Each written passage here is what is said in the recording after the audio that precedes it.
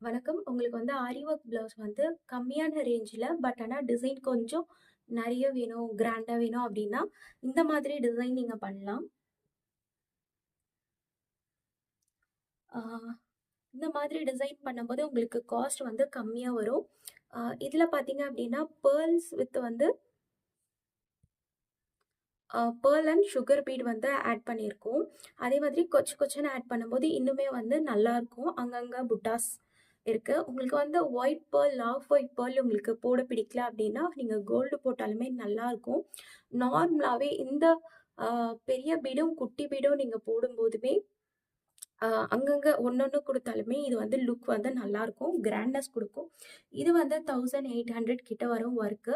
But ஆனா உங்களுடைய நீங்க போட்டீங்க அப்டின்னா வந்து லுக் வந்து பார்த்தீங்கன்னா, ஒரு 2500 ரேஞ்சுக்கு வரா மாதிரி இருக்கும். பார்த்தீங்கன்னா தெரியும். அதே மாதிரி இங்க